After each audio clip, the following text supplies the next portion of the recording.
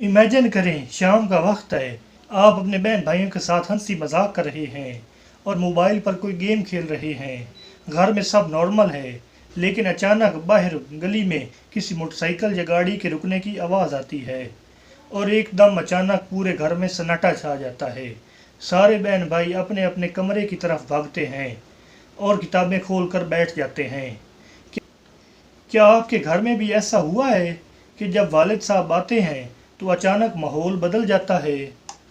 ہم سب اپنی ماؤں سے بحث کر لیتے ہیں، ان سے ضد کرتے ہیں اور کبھی غصہ بھی دکھا دیتے ہیں، لیکن جب بات والد کی آتی ہے، جب بات فادر کی آتی ہے تو ہماری زبان بند ہو جاتی ہے۔ آخر ایسا کیوں ہے کہ ہم اپنی ماں سے نہیں ڈرتے؟ ہم اپنی ماں سے بحث بھی کرتے ہیں، لڑتے جھگڑتے بھی ہیں، لیکن جب بات والد کی آئے تو اپنے والد سے بہت زیادہ خوف محسوس کرتے ہیں، بہت زیادہ ڈرتے ہیں۔ تو پہلے بات کرتے ہیں ماں کے کردار پر۔ تو ماں کا کردار ہمیشہ سے ہی ایک پناہ گاہ کا رہا ہے۔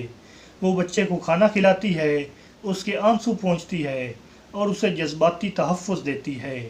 اس لیے بچہ ماں کو اپنے بہت قریب سمجھتا ہے اور اسے معلوم ہوتا ہے کہ ماں چاہے جتنی بھی ناراض ہو جائے وہ اس کا ساتھ کبھی نہیں چھوڑے گی۔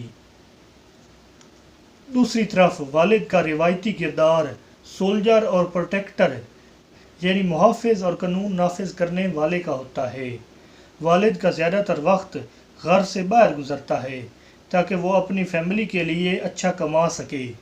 چونکہ فادرز گھر میں کم وقت گزارتے ہیں، اس لیے ان کی شخصیت کے گرد ایک پر اسرار رعب و دبدبہ بن جاتا ہے۔ بچے کے لاشعور میں یہ بات بیٹھ جاتی ہے کہ والد ہی گھر میں ڈسپلن اور اصولوں کے ذمہ دار ہیں۔ اس لیے فادر کا سامنا کرتے ہوئے ایک فطری خوف یا دباؤ محسوس ہوتا ہے۔ اور اگر آپ یہ پوری طرح سمجھنا چاہتے ہیں کہ بچے مدر سے زیادہ فادر سے کیوں ڈرتے ہیں، بچے اپنی ماں سے زیادہ اپنے باپ سے کیوں ڈرتے ہیں، تو ان دو پوائنٹس کو غور سے سن لیں۔ نمبر 1 پوائنٹ، باپ کم بولتا ہے اس لیے زیادہ ڈراتا ہے۔ امی سے بات کرتے ہیں، شکایت کرتے ہیں، رو بھی لیتے ہیں، لیکن ابو کے سامنے الفاظ گلے میں پھنس جاتے ہیں۔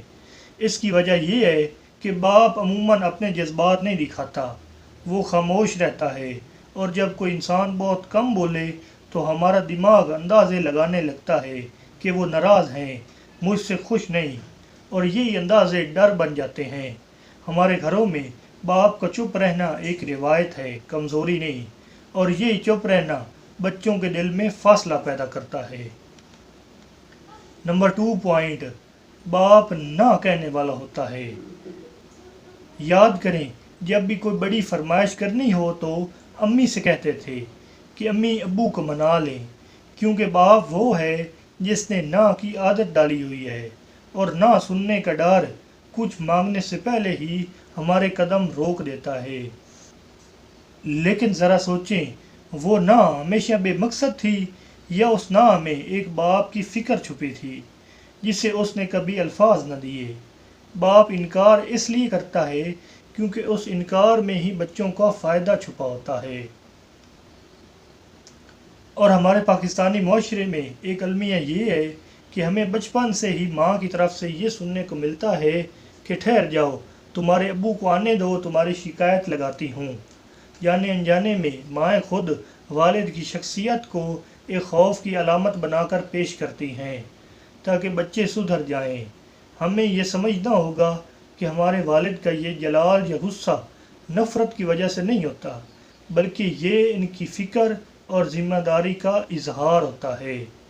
وہ بیرونی دنیا کے تلخ حقائق دیکھ چکے ہوتے ہیں، اس لیے وہ ہمیں مضبوط اور کامیاب انسان دیکھنا چاہتے ہیں۔ اپنا بہت خیال رکھیے گا۔ اللہ حافظ۔